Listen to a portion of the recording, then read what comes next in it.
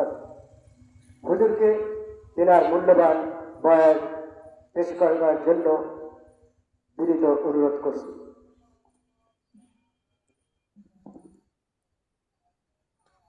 আসসালামু আলাইকুম ওয়া রাহমাতুল্লাহি ওয়া বারাকাতুহু।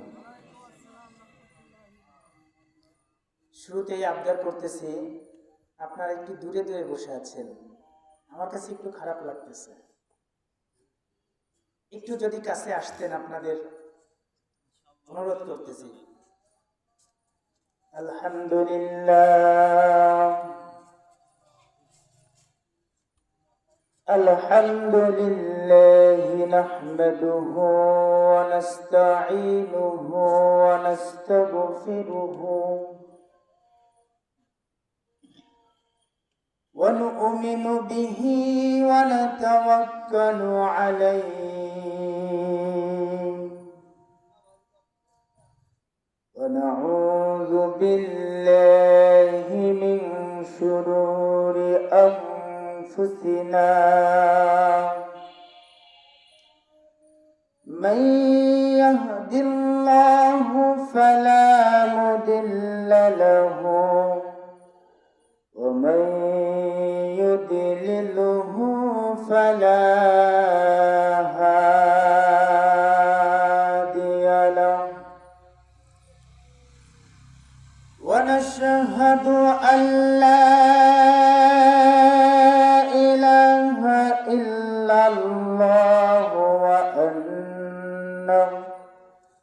وأن محمدا عبده ورسوله صلى الله عليه وعلى آله وسلم أرسله بالحق بشيرا ونذيرا وداعيا إلى الله بإذنه وسراجا وقمرا منيرا. أما بعد فقد قال الله تعالى في كلامه المجيد والفرقانه الحميد. أعوذ بالله من الشيطان الرجيم. بسم الله الرحمن الرحيم. وقضى ربك ألا تعبدوا إلا هو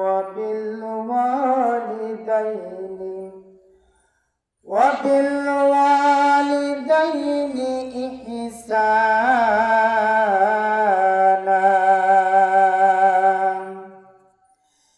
إما يبلغن عندك الكبر أحدهما أو كلاهما فلا تقل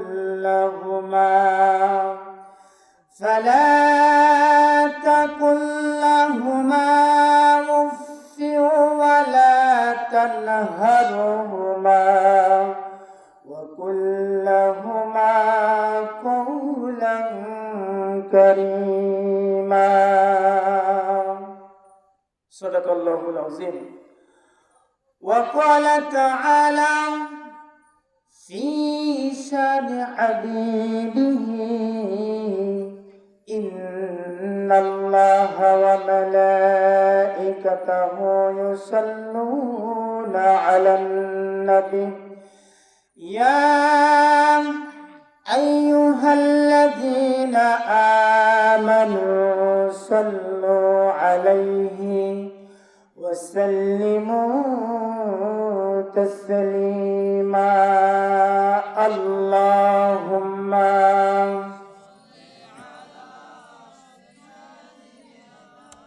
مولانا محمد وعلى آل سيدنا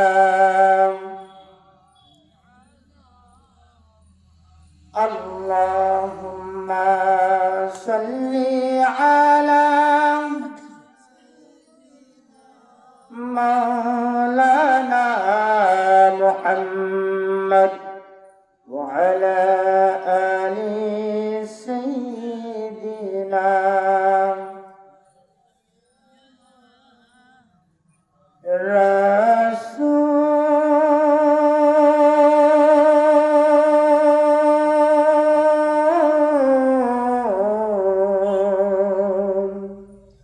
তোমারি আশিকান বারে বারে যায় মদিনা রওজা পাকের পাশে দাঁড়িয়ে প্রাণ ভরে সালাম জানাই আল্লাহুম্মা সাল্লি আলা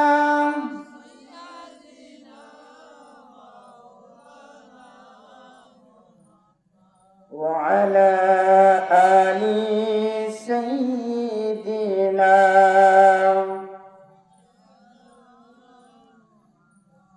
তোমায় মেনে চলে যারা শুধু তারাই প্রিয় তোমাকে যে ভালোবাসে শাফায়াত তুমি তাদের দিও তোমার শাফায়াত সারা মোদের কোনো নাই যে উপায় নাই যে উপায় রাসূল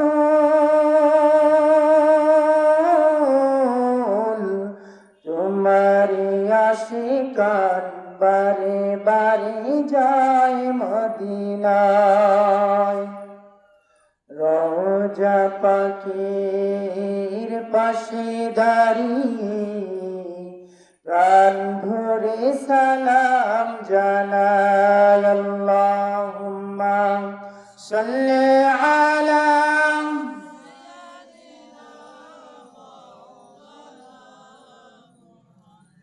وعلى آل سيدنا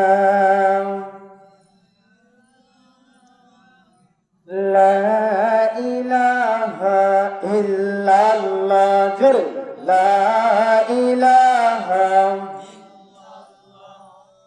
لا إله إلا الله لا إله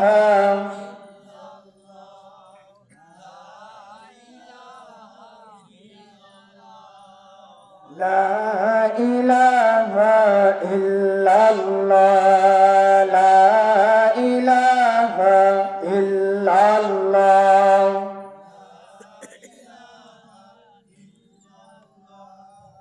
لا إله إلا الله سبحان الله والحمد لله لا إله إلا الله سبحان الله والحمد لله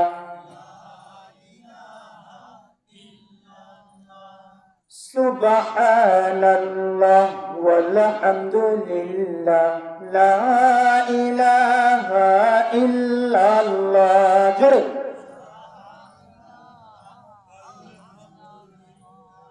لا إله إلا الله لا إله إلا الله محمد رسول الله সাল্লাল্লাহু আলাইহি ওয়াসাল্লাম। সবাই পড়ছি সাল্লাল্লাহু আলাইহি ওয়াসাল্লাম।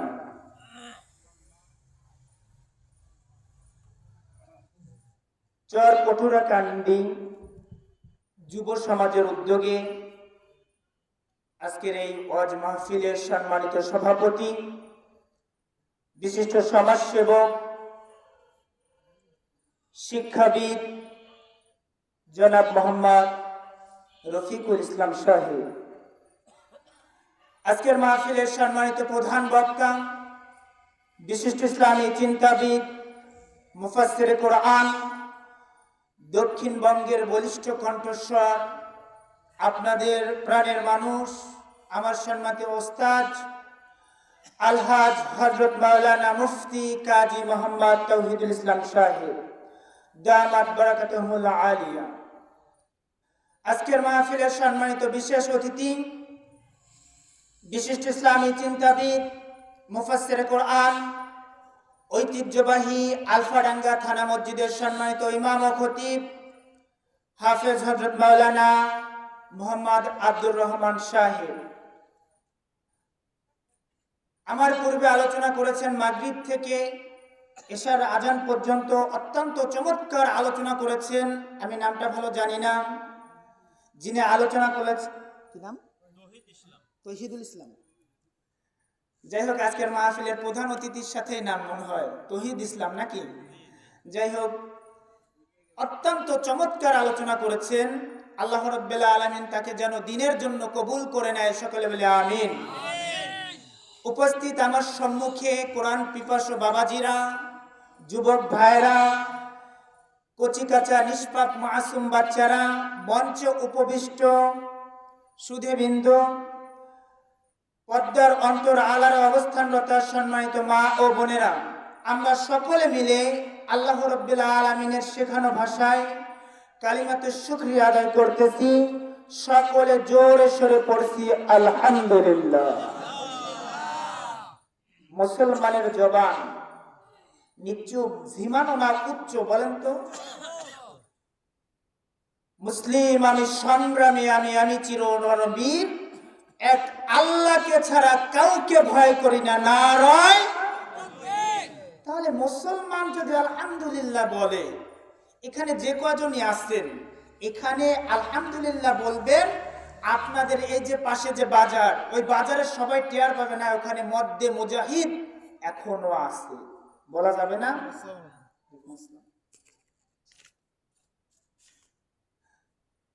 আমাকে আপনাকে এখানে কে এনেছেন? জোরে বলেন। বাসার থেকে কে কে পান করে এসেছেন যে হুজুর যতই কথা বলুক আমি কথা বলবোই না? কে কে পান করে এসেছেন? হাত তোলেন। কেউ পান করে আসেননি? জবান কার গান? জোরে বলেন। এই যে আমি কথা বলতেছি মাইকের মাধ্যমে, এটা কি আমার ইচ্ছা হচ্ছে? আমার ইচ্ছা হচ্ছে? আপনি এখানে, আমরা ইচ্ছা করেছি যে মাহফিল ময়দানে যাব, আমরা কি এখানে নিজ ইচ্ছাতে আসতে পেরেছি? জোরে বলেন। এনেছেন কে? জোরে বলেন। সেই মহান মুনিবের দরবারে আবারও আমরা সকলে কালিমাতুশ শুকরিয়া আদায় করছি, জোরে সোরে পড়ছি আলহামদুলিল্লাহ।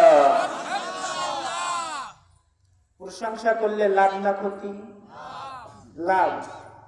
কিন্তু ক্ষতি একজনের আছে, তিনি কে? ইবলিস। ক্ষতি আছে না? আল্লাহ রাব্বুল আলামিন পৃথিবীতে আমাকে আপনাকে পাঠিয়েছেন তার কি করার জন্য? গোলামি, দাসত্ব করার জন্য। আল্লাহ রাব্বুল আলামিন 28 নম্বর পারার মধ্যে প্রথম সূরায় বলতেছেন যে পৃথিবীতে দল হচ্ছে দুইটা। কয়টা? পৃথিবীর মধ্যে দল হচ্ছে কয়টা? দুইটা। আর কিয়ামতের ময়দানে মানুষ হবে 3 ভাগে বিভক্ত। কয় ভাগে?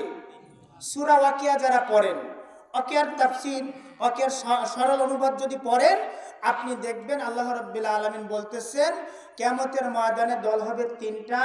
এক দল হবে ডান দিকের, এক দল হবে বাম দিকের, আর এক দল হবে অগ্রগামী।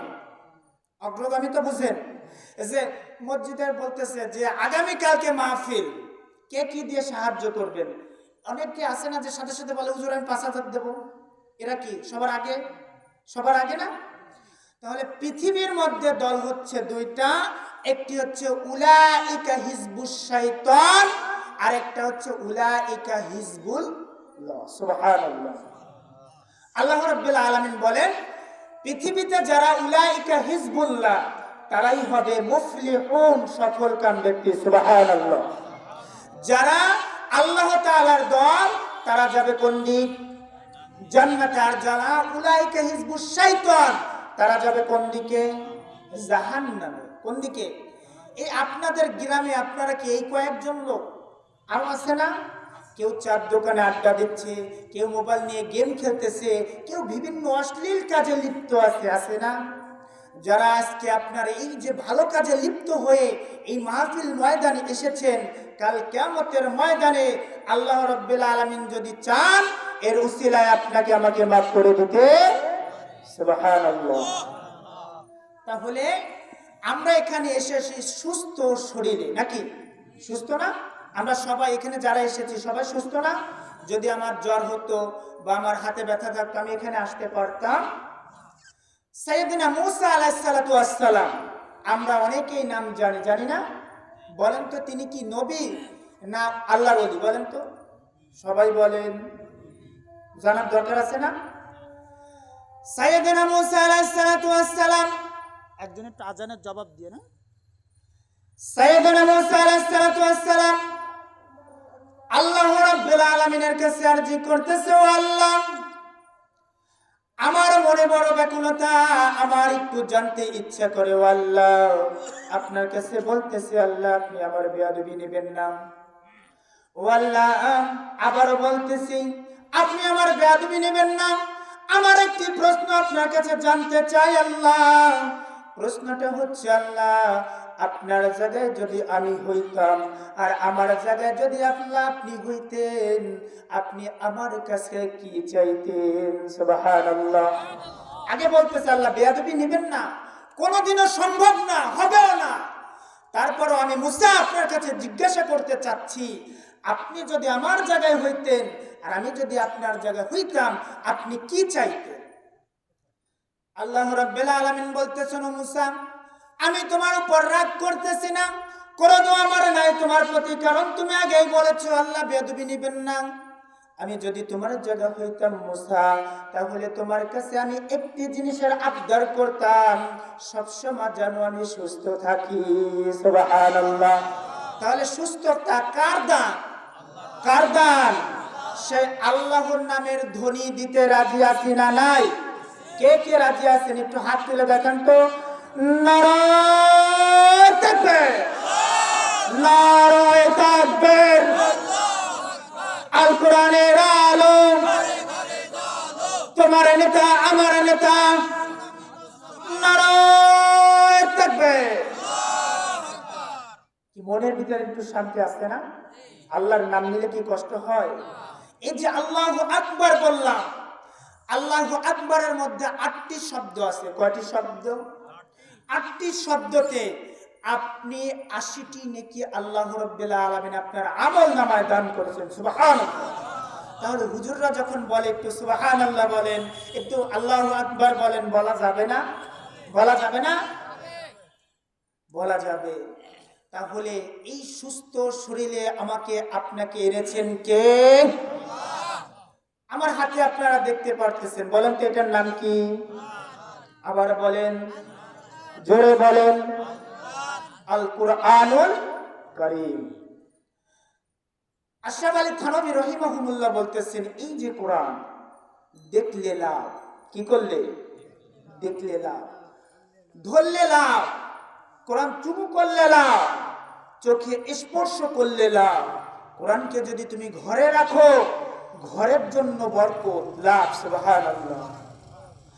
আশরাফ আলী থানভী রাহিমাহুল্লাহ বলতেছেন, এই কোরআনকে যদি তুমি পড়ে পড়ে অর্থ বুঝে নিজের জিন্দেগি পরিচালনা করতে পারো, সব থেকে তোমার জন্য বড় লাভ হয়ে যাবে।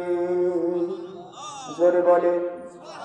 তাহলে আমরা এখানে এসেছি কি মাহফিলে? কোরআনের মাহফিলে। কিসের মাহফিল? যত কথা শুনবো প্রতিটি কথায় আল্লাহ রাব্বুল আলামিন নেকি দিবেন। কি দিবেন? কোনো আজে বাজে কথা বলে এই মাহফিলের ময়দান গরম করার দরকার আছে? আজে বাজে কথা, আজে বাজে কথা বলে না অনেকে? আজে বাজে কোনো কথার দরকার মাহফিলে আছে? আছে। কোরআন ও হাদিসে আল্লাহ রাব্বুল আলামিন কোরআনে যা দিয়েছেন, হাদিসে যা দিয়েছেন, এইটা নিয়ে আপনি আলোচনা করেন, এর মধ্যে অনেক কথা চলে আসবে। আসবে কি আসবে না? আমি আপনাদের সম্মুখে সূরা বানী ইসরাঈল, সূরাতুল 15 নম্বর পারা 23 নম্বর আয়াত তেলাওয়াত করেছি। কত নম্বর আয়াত? জোরে বলেন। 23 নম্বর আয়াত। এই 23 নম্বর আয়াতে আল্লাহ রাব্বুল আলামিন বলতেছেন, সরল অনুবাদ, যে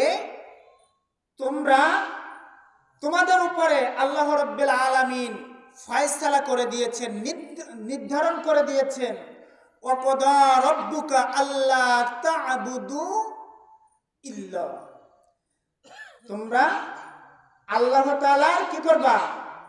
ইবাদত করবা, এবং আল্লাহর ইবাদতের ব্যাপারে কারো সাথে কোনো শরীক করা যাবে? এরপরে আল্লাহ রাব্বুল আলামিন বলতেছেন, ওয়াবিল ওয়ালিদাইনি ইহসানা, তোমরা কি করবা? পিতামাতার সাথে উত্তম আচরণ করবা। কি আচরণ? উত্তম আচরণ করবা। এরপর আল্লাহ রাব্বুল আলামিন বলতেছেন, তোমাদের কাছে যদি তোমাদের জীবদ্দশায় পিতামাতার যখন বার্ধক্যে চলে যাবে, অথবা একজন অথবা দুইজন কেউ যদি তোমাদের কাছে চলে যায়, ওয়ালা তাকুল্লাহুমা ওয়ালা তানহারহুমা, তোমরা তাদেরকে ধমকের সহিত কথা বলা যাবে। এরপরে আল্লাহ রাব্বুল আলামিন বলতেছেন, অকুল্লাহুমা কওলান কারীমা, তোমরা তাদের সাথে একদম বিনয়ীভাবে সম্মান দিয়ে কথা বলবা। কি দিয়া? ধরেন এই গ্রামের যে প্রধান, এই গ্রামের একজন প্রধান আছে না? আছে। এই থানার একজন প্রধান আছে। আপনাদের এই জেলার নাম কি? এটা ফরিদপুর জেলার একজন প্রধান আছে। বলেন তো কে? ডিসি সাহেব প্রধান না আপনাদের? ডিসি সাহেব যদি এখানে এসে বলে যে তুমি কালকে আমার সাথে দেখা করবা, আপনি তার সাথে যে কেমন ভাবে কথা বলবেন? ভদ্র সহকারে, একদম যেন কোনো ভুল না হয়, কাচুকুচু মতো। ডিসি সাহেবকে বাদ দেন, ডিসি সাহেবের পরে ধরেন একজন মন্ত্রী আপনাকে বলছে তুমি আসবা, এই মন্ত্রী সাহেবের কাছে যে আপনি যদি কথা বলতে যান, তাহলে আপনি কিভাবে কথা বলবেন? যেন আমার কোনো ভুল। আপনাকে যদি বাংলাদেশের যে প্রধানমন্ত্রী, সে যদি আপনাকে ডাকে, আপনি যদি তার সাথে কথা বলতে যান, কোন ভাবে কথা বলবেন? সব থেকে ভালোভাবে নাকি? আল্লাহ রাব্বুল আলামিন বলতেছেন, ও আমার বান্দারা, ও আমার দাসেরা, ও আমার গোলামেরা, শোনো, বাংলাদেশের না, বিশ্বের কোন প্রধানমন্ত্রীর সাথে আমি এত উত্তম আচরণ করতে বলি নাই যতটা বলেছি তোমার পিতামাতার সাথে আচরণ করতে। সুবহানাল্লাহ বলা যাবে না? পিতামাতা সবচাইতে বড় নিয়ামত। আল্লাহ রাসূল সাল্লাল্লাহু আলাইহি ওয়াসাল্লাম বলতেছেন, পিতামাতা তোমার জন্য জান্নাত, আবার পিতামাতায় তোমার জন্য জাহান্নাম। পিতামাতা আছে না অনেকের নাই। আমার পিতা নাই। আল্লাহ রাব্বুল আলামিনের ডাকে 2022 সালের 4 ফেব্রুয়ারি শুক্রবার দিন আল্লাহ রাব্বুল আলামিনের ডাকে সাড়া দিয়ে চলে গিয়েছেন। আমার মতন যারা পিতৃহারা আছি, আমরাই বুঝি পিতা হারানোর বেদনা, ঠিক কিনা? কিন্তু যাদের পিতা আছে, মাতা আছে, এরা এখনো বুঝবেন না। এই পিতা মাতা আপনার জন্য আমার জন্য কত কষ্ট করেছে না? রাসূল করিম সাল্লাল্লাহু আলাইহি ওয়াসাল্লামের কাছে একজন সাহাবী এসে জিজ্ঞাসা করতেছেন, আল্লাহর রাসূল, আমার কাছে সবচাইতে সদাচরণ পাওয়ার অধিকার কে? রাসূল করিম সাল্লাল্লাহু আলাইহি ওয়াসাল্লাম বললেন, তোমার মা, উম্মুকা, তোমার মা। এবার সাহাবী আবার জিজ্ঞাসা করলেন, তারপরে কে? রাসূল করিম সাল্লাল্লাহু আলাইহি ওয়াসাল্লাম বলতেছেন, তোমার মা। কয়বার বললেন? আবারও সাহাবী জিজ্ঞাসা করতেছে, আল্লাহর রাসূল, তারপরে কে? রাসূল করিম সাল্লাল্লাহু আলাইহি ওয়াসাল্লাম আবারও বললেন, উম্মুকা, তোমার মা। সুবহানাল্লাহ। এরপরে সাহাবী জিজ্ঞাসা করলেন আল্লাহ রাসূল তারপরে কে? আল্লাহ রাসূল সাল্লাল্লাহু আলাইহি ওয়াসাল্লাম বললেন এরপরে তোমার বাবা। সুবহানাল্লাহ। রাসূল করিম সাল্লাল্লাহু আলাইহি ওয়াসাল্লাম বলতেছেন যদি তোমরা জান্নাতে যেতে চাও, যদি তোমরা পৃথিবীর মধ্যে ভালো থাকতে চাও, তাহলে কোনো পীর সাহেবের কাছে দৌড়িও না, কোনো আল্লাহর ওলির কাছে দৌড় দিও না, পিতামাতার কাছে দৌড় দাও, পিতামাতার খেদমত করো, পিতামাতাকে সদাচরণ করো, উত্তম ব্যবহার করো, পিতামাতার সাথে ধমক দিয়ে কথা বলো না। খবরদার খবরদার, পিতামাতা যদি তোমাদের জন্য বদদুয়া দিয়ে দেয় সাথে সাথে কবুল করে নাও। কে? জোরে বলেন। মাঝে 10 মাস 10 দিন গর্ভে ধরিয়া করেছেন আমাদের ঋণী, গায়ের চামড়া কাটিয়া দিলে, গায়ের চামড়া কাটিয়া দিলে সেই ঋণ শুধু হবে না জানি মা, সেই ঋণ শুধু হবে না জানি। মাঝে 10 মাস 10 দিন গর্ভে ধরিয়া করেছেন আমাদের ঋণী। ঠিক কিনা? এই মা এই বাবা কত কষ্ট করেছেন। আপনার একজন সফল ছেলে, একজন সফল মেয়ে জানে তার পিছনে কতটা শ্রম তার মায়ের, জানে না? জানে না? আমি আজকে আপনাদের সম্মুখে পবিত্র কোরআন নিয়ে বসেছি, আমি কি এমনিতে এখানে আসতে পেরেছি? আমার মনে আছে ছোটবেলা আমার মা আমাকে লাঠি নিয়ে ধাবড়াতেন, মাদ্রাসাতে কেন যাবি না, কি লাগবে তোর, আমি সব দেব, তারপরে তোকে মাদ্রাসায় যেতে হবে। যারা স্কুলে পড়েন মায়ের ঝাড়ি খান্না এরকম লোক খুবই কম আছে না?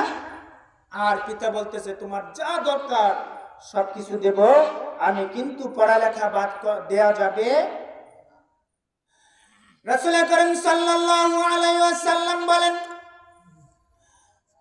যাদের পিতামাতা পৃথিবীর মধ্যে থেকে ওই অন্ধকার গহীন কবরে চলে গেছে, তোমরা যদি প্রতি জুমার দিনে ওই পিতামাতার জন্য আল্লাহ রাব্বিল আলামিনের দরবারে দোয়া করো, আল্লাহ রাব্বিল আলামিন যদি তোমার পিতামাতা ঈমানদার হয় মাফ করে দিবেন। সুবহানাল্লাহ। রাসূল করিম সাল্লাল্লাহু আলাইহি ওয়াসাল্লাম একদিন মদিনার পথ থেকে যাচ্ছেন, একটি কবরের পাশ থেকে যাচ্ছেন, সাহাবীদেরকে জিজ্ঞাসা করলেন ও সাহাবী আমার বাম পাশে যে কবরটা তোমরা জানো কি কার কবর? রাসূল করিম সাল্লাল্লাহু আলাইহি ওয়াসাল্লামের সাহাবীরা বললেন হ্যাঁ জানি। রাসূল সাল্লাল্লাহু আলাইহি ওয়াসাল্লাম বলতেছেন কার কবর? এবার বলতেছেন অমুক এক ব্যক্তির কবর। বলতেছে তার পৃথিবীতে মা অথবা বাবা কেউ বেঁচে আছে কি?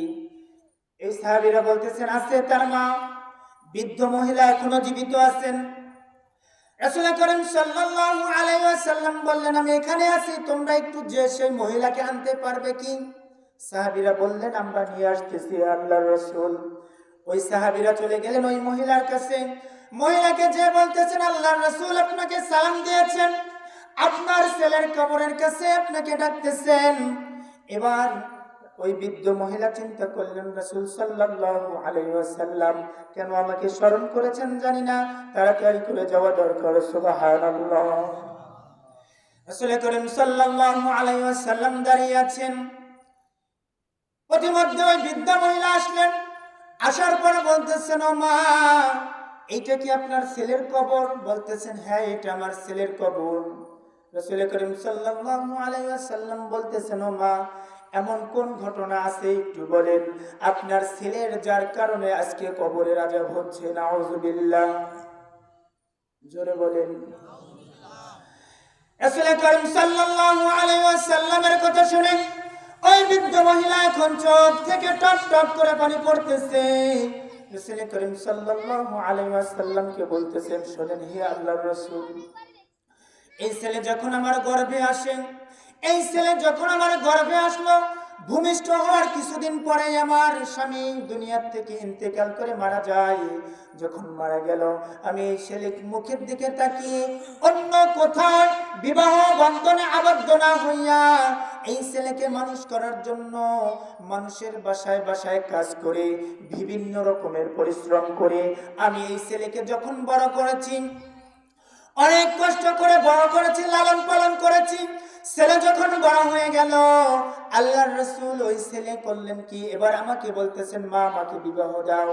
যখন আমি বিবাহ দিলাম, বিবাহ দেওয়ার কিছুদিনের মাথায় ছেলের বউ বলে তোমার মা যদি এই ঘরে থাকে আমি এই ঘরে থাকবো না। নাউজুবিল্লাহ। আমাদের সমাজে আছে না? আছে না? আছে। আপনারা মুরব্বী যারা বুঝবেন, আপনারা যখন গাভী কিনতে যান, গাভী কিনেন না অনেকে? গাভী কিনেন? গাভী যারা কিনেন, যাদের গোয়াল আছে, এই গাভী যারা কিনে, গাভী কেনার সময় জিজ্ঞাসা করে এই গাভীর যে মা এর কয় কেজি দুধ হইতো, জিজ্ঞাসা করে না? একটু জোরে বলেন। আমাদের গাভী নাই, আমি এটা জিজ্ঞাসা করি নাই, তার জন্য আপনাদের কাছে প্রশ্ন করতেছি, করে কি করে না? করে। তাহলে আমরা যখন ছেলেকে বিবাহ দেওয়ার জন্য পাত্রী দেখতে যাই, পাত্রী দেখতে যাই না? পাত্রী দেখতে যাই। এই পাত্রী দেখার সময় কয়জনে আপনি আমি জিজ্ঞাসা করেছি যে মেয়ের মা পর্দা করে কি করে না? জিজ্ঞাসা কেউ করেছে? অনেকেই করে না, অনেকেই।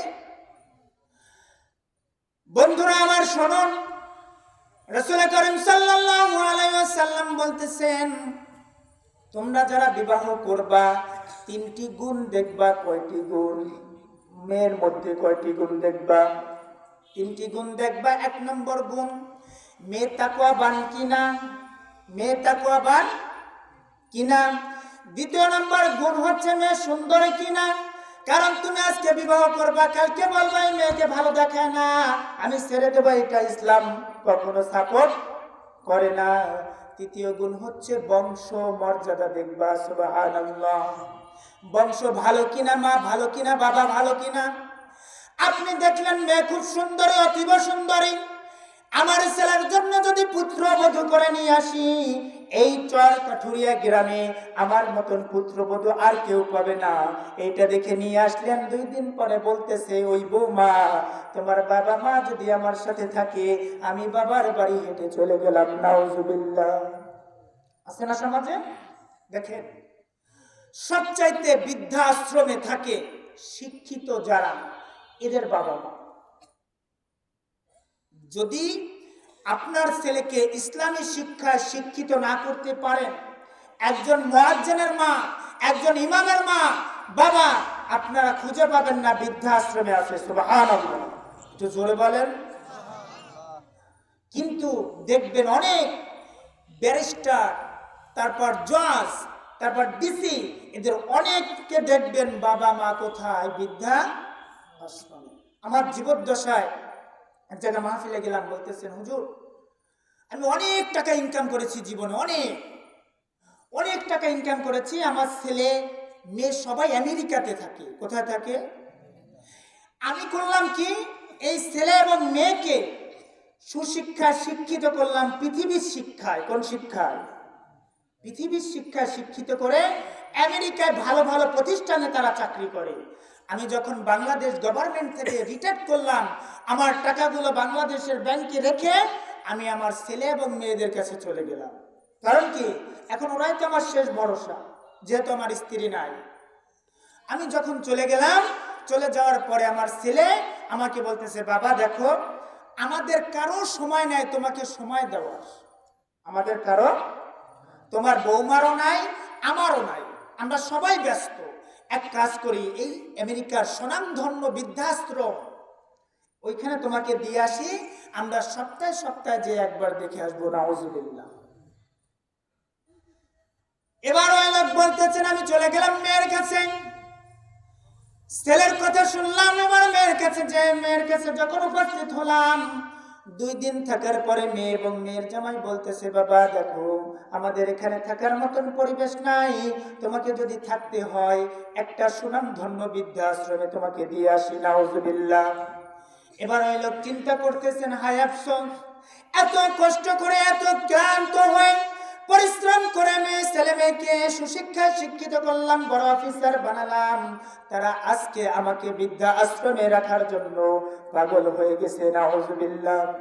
এবার বাবা বলতেছে, মা ঠিক আছে তোমাদের কথা শুনলাম, আমি যদি আগামীতে আমেরিকাতে আসি তাহলে তোমাদের কথা মতন বৃদ্ধা আশ্রমে যাব, কিন্তু আমার বাংলাদেশে অনেক কাজ পড়ে আছে, বাবার কবরটা একটু মেরামত করে আসি, আমার গ্রামটা একটু মেরামত করে আসি, তারপর যদি আমি বেঁচে থাকি তোমাদের কথা মতন চলবো। কি করব? ওই লোক আমেরিকা থেকে বাংলাদেশে চলে আসলেন। দাউদকান্দি ঘড়িপুর বাজারে ওনার এক গ্রামের মধ্যে বিশাল প্রতিষ্ঠান খুলে দিলেন, যে প্রতিষ্ঠানে 300-এরও বেশি এতিম ছাত্র ছাত্রী বিনামূল্যে কোরআন শিক্ষা করতেছে। সুবহানাল্লাহ। উনি বলতেছেন, হুজুর আমার ছেলে মেয়েদেরকে কুলাঙ্গার বানিয়েছি, কিন্তু আমি আমার এই গ্রামের লোকদেরকে কুলাঙ্গার বানাতে চাই না। যদি আমার এই ইসলামী প্রতিষ্ঠানে পড়ে যদি কেউ ফারেক হয়ে যায়, তার বাবা মা কোনোদিন বৃদ্ধাশ্রমে যাবে না। হুজুর একটু দোয়া করবেন, আমি যতদিন আছি এই প্রতিষ্ঠান চলবে, আমি মারা যাওয়ার পর এই প্রতিষ্ঠান চলবে, কোনো অসুবিধা হবে না, কারণ আমার সহায় সম্বল টাকা অর্থ করি যা কিছু আছে সবকিছু এই প্রতিষ্ঠানের নামে অর্থ করে দিয়ে গেছি। সুবহানাল্লাহ। তাহলে ছেলে মেয়েকে যদি মাদ্রাসার শিক্ষা শিক্ষিত না করেন, ইসলামী জ্ঞান যদি অর্জন না করতে পারেন, ওই ছেলে আপনার গলায় ছুরি ধরতে একটু দ্বিধাবোধ করবে। অনেক প্রমাণ সমাজে এখন অনেক ছেলে কি করে, হুজুর আর বলেন না, ছেলে নেশা করে সারা রাত রাস্তায়, সারা রাত কি আপনাদের গ্রামে মনে হয় নাই, আমি আপনাদের গ্রাম নিয়ে বলতেছি না, অনেক জায়গা দেখতেছি ছেলে রাস্তাতে কি করতেছে, মোবাইলে গেম খেলতেছে, কি করতেছে, আড্ডা দিচ্ছে, সারা রাত ঘুমাচ্ছে না, কুলাঙ্গার ভাবে রাস্তায় চলাফেরা করতেছে। আল্লাহ রাব্বুল আলামিন সবাইকে হেদায়েত দান করুন। রাসূল করিম সাল্লাল্লাহু আলাইহি সাল্লামের কথা বলতেছিলাম, 3টা গুণ দেখতে হবে। কয়টা গুণ? ভুলি নাই, কোনো কথা ভুলি নাই এখনো ইনশাআল্লাহ। রাসূল করিম সাল্লাল্লাহু আলাইহি সাল্লাম বললেন, দেখো যদি দেখো সুন্দরীও আছে, বংশ মর্যাদাও আছে, কিন্তু মেয়ের মধ্যে তাকওয়া নাই, ফ্যামিলির মধ্যে তাকওয়া নাই, ওই ফ্যামিলিতে কোনোদিন তুমি বিবাহ করবা? জোরে বলেন। রাসূল করিম সাল্লাল্লাহু আলাইহি ওয়াসাল্লাম বললেন, 2টা নাই কিন্তু একটা আছে, তাকওয়া আছে, তাকওয়াবান ফ্যামিলিও তাকওয়াবান, সুন্দরীও না, বংশমর্যাদাও নাই। যদি তাকওয়াবান হয় তুমি নিশ্চিন্তায় তাকে বিবাহ করতে পারো। সুবহানাল্লাহ। হযরত ওমর রাদিয়াল্লাহু তাআলা আনহু একদিন রাতের বেলায় হাঁটতেছেন, ছদ্মবেশে হাঁটতেছে, একটি তাঁবুর মধ্য থেকে আওয়াজ আসতেছে, মা ওঠো ওঠো তাড়াতাড়ি ওঠো। এখন বলতেছেন, মা কেন উঠবো কেন? এখন বলতেছে, ওঠো ফজর হয়ে গেছে, আমাদের ওই পুষ্কুনির পাড় থেকে অথবা ওই নলকূপ থেকে তুমি একটু পানি নিয়ে আসো, আমাদের দুধে পানি মিলাতে হবে। নাউজুবিল্লাহ। ওই মেয়ে এখন বলতেছে, দেখো মা, এই রাজ্যের গভর্নর বর্তমানে ওমর। কে? ওমর। ওমর যদি জানতে পারে ও মা তুমি এই দুধের মধ্যে পানি মিশিয়েছো, ও মা তোমার ফাঁসি হয়ে যাবে, ও মা তুমি পানি মিশিও না। ওমর রাদিয়াল্লাহু তাআলা আনহু পাশ থেকে শুনতেছেন, মা বলতেছে, এই গভীর রাত্রে ওমর এখানে আসবে না, ওমরের চালা চামুন্ডারাও আসবে না, সৈন্য সামন্ত যারা আছে তারাও আসবে না।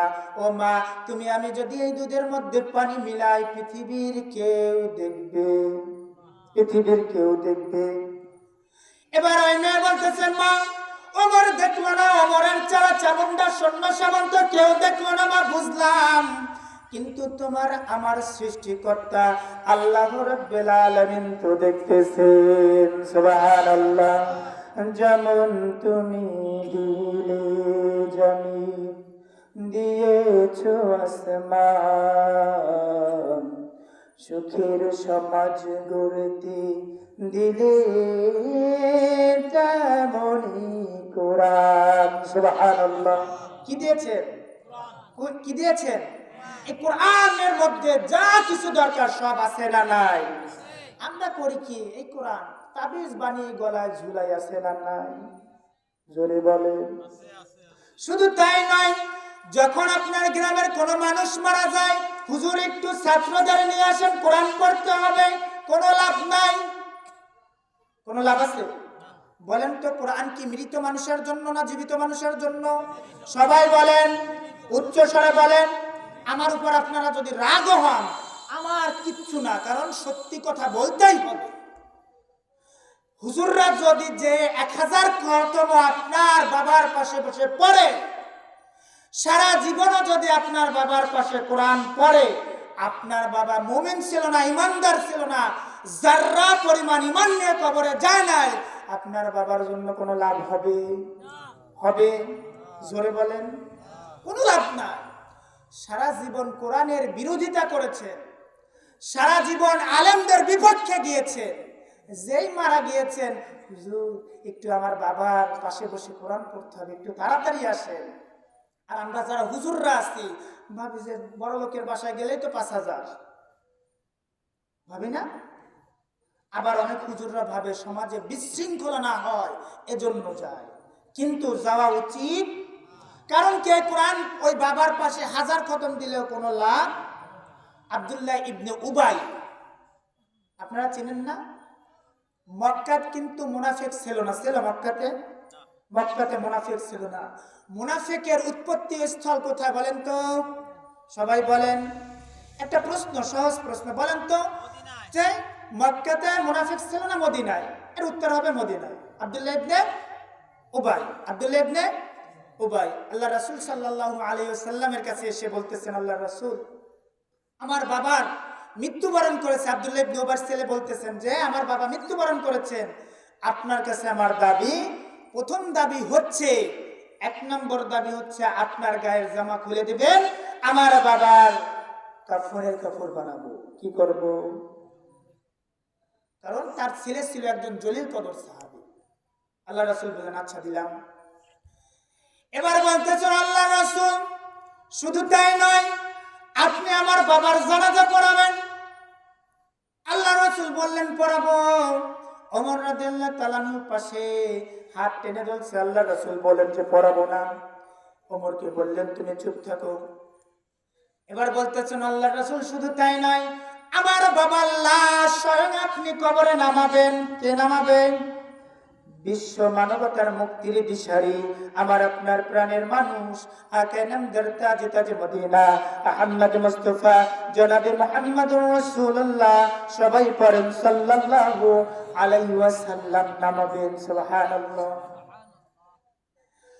আল্লাহ রাসূল শুধু তাই নয়, আপনি নামানোর পরে আপনার মুখে লালা মোবারক, লালা দিয়ে আমার বাবার ঠোঁটের উপর লালা দিয়ে দিবেন, যেন আল্লাহ রাব্বুল আলামিন জাহান্নামের আগুন না দেয়। আল্লাহ রাসূল বললেন কবুল করব। রাসূল করিম সাল্লাল্লাহু আলাইহি ওয়াসাল্লাম জামা দিলেন। রাসূল করিম সাল্লাল্লাহু আলাইহি ওয়াসাল্লাম জানাজা পড়ালেন, কবরে রাখলেন। এরপরে মুখের লালাও দিয়ে আল্লাহর কাছে যখন দুহাত তুলে দোয়া করতেছেন, আল্লাহ রাব্বুল আলামিন সাথে সাথে আয়াত নাজিল করে দিয়ে বলতেছেন, ও আল্লাহর রাসূল, হে নবী, আপনি যদি এই মুনাফিকের জন্য একবার না 70 বার না সারা জীবনও যদি দোয়া করেন, আমি আল্লাহ মাফ করব না। সূরা বলা যাবে কি সুবহানাল্লাহ? যদি আল্লাহর রাসূল দোয়া করে মুনাফিকের জন্য যদি জাহান্নাম হারাম না হয়, তাহলে পৃথিবীর সব আলেমরাও যদি আপনার বাবার জন্য দোয়া করে কোনো লাভ আছে? বলেন। তাহলে ওমর রাদিয়াল্লাহু তাআলা আনহু পাশে বসে শুনতেছে যে কেউ দেখতেছে না, আমার আল্লাহ দেখতেছে। সুবহানাল্লাহ। ওমর রাদিয়াল্লাহু তাআলা আনহু তাড়াতাড়ি বাসায় চলে গেলেন। বাসায় যেয়ে বলতেছেন তার ছেলেকে, দেখো আমার এখন বিবাহের বয়স নাই, আমার বিবাহের বয়স যদি থাকতো ওই মেয়েকে আমি বিবাহ করতাম, হোক সে গরিব, দুধ আলী, কি আলী, দুধালি, দুধ বিক্রি করে খায়, কিন্তু তার মধ্যে কি আছে? তাকওয়া। এই মেয়েকে তোমার বিবাহ করতে হবে। ইসলামের পঞ্চম একজন খলিফা বলা হয় আব্দুল্লাহ ইবনে আজিজ, ওমর ইবনে আব্দুল আজিজ। একে এই মেয়ের গর্ভ থেকে আল্লাহ রাব্বুল আলামিন তৈরি করেছিলেন। সুবহানাল্লাহ। কারখানা যদি ভালো হয় তার থেকে আলেম বের হয়। কি বের হয়? আর আপনার ছেলেকে চিন্তা করতেছেন মাদ্রাসায় পড়াবেন, মাদ্রাসায় পড়াবেন, কিন্তু আপনি মা পর্দা করবেন না, আপনি বাবা নামাজ পড়বেন না। ওই ছেলে জীবনও আলেম হতে পারবে? পারবে? আল্লাহ যদি চান হতে পারেন, কিন্তু আপনার আগে ভালো হতে হবে, আপনার আগে পর্দা করতে হবে, নামাজ পড়তে হবে। বলতেছিলাম ওই যে বুড়ি মা কাঁদতেছে আর বলতেছে যখন বিবাহ দিয়ে আসলাম, মনে আছে আপনাদের? রাসূল করিম সাল্লাল্লাহু আলাইহি ওয়াসাল্লামকে বলতেছেন যখন বিবাহ দিয়ে আনলাম, কিছুদিন ভালো আমাদের সাথে সংসার করলো, করার পর বলতেছে তোমার মা যদি আমার সাথে থাকে তাহলে আমি তোমার সংসার করব না। নাউযুবিল্লাহ। রাসূল করিম সাল্লাল্লাহু আলাইহি ওয়াসাল্লাম চিন্তা করতেছেন তারপরে কি হলো।